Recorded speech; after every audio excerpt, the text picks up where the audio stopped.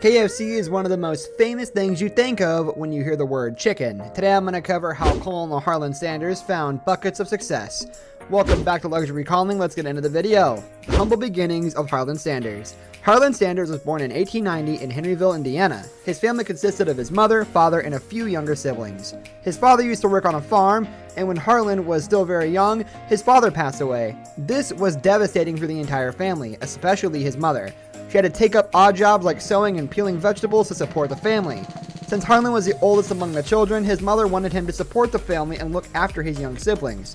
When he was hardly 10 years old, he started working at the farm to mind the cattle for a sum of $2. Being a child, he got easily distracted by the animals and soon lost his job.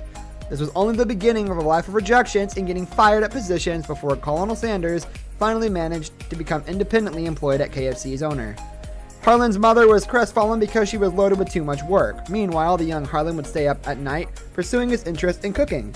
Sanders dreamt of making it big in life somewhere around that point, but adversity soon struck him when his mother remarried a man who was not fond of stepchildren. Sanders realized that he had to step out and make a better life for himself. Multiple rejections and setbacks.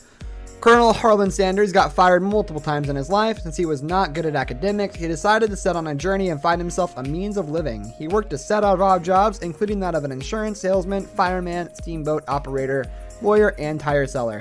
However, he got fired so many times that his wife Josephine decided to leave him. His sense of dejection made Sanders more courageous and ready to take on adventures. He decided to hitchhike his way to different places in search of other opportunities. In the course of his adventure, he came across the owner of an automobile oil and gas company, Standard Oil & Co., who after listening to his tale offered him a job at a gas station. He accepted immediately, and after a series of hardships, he started making good sales income of about $12,000 every month. The locals of that place were loyal to the previous gas station officer, and Sanders soon made his way to their hearts. But Harland had to quit when the Great Depression hit America. The beginning of Sanders' cooking career. After that tremendous financial blow, Harland could only be restored to another gas station in Corbin under the company Shell. This was in 1930 when Colonel Sanders started cooking meals for customers to earn some extra cash. He had a table for only 6 customers where he cooked hamburgers, beans, and fried chicken. Sanders started noticing that fried chicken was a big hit among the customers. Sanders writes in his autobiography that fried chicken qualifies as the food of hospitality in North America. Every dish is regional except fried chicken, which is universal. When tourists started flocking from other states to grab a bite of this famous fried chicken, Sanders thought of expanding the food business. He bought a motel where he could seat about 142 guests and serve his food. This was going quite well, but Sanders was deep against frying the chicken for faster delivery.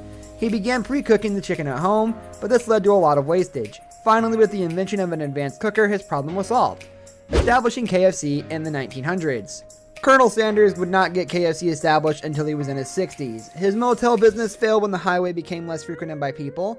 One of his food outlets also burned down during a Thanksgiving celebration. Sanders was left with no other option than selling everything and managing an old age insurance of $105 a month. But Sanders was willing to retire without having to realize his dream. He hit the road with his pressure cooker and 11 special herbs, which was his trade secret. He stopped at different restaurants on the way and asked them to let him cook chicken for their customers and to pay him if they liked the taste.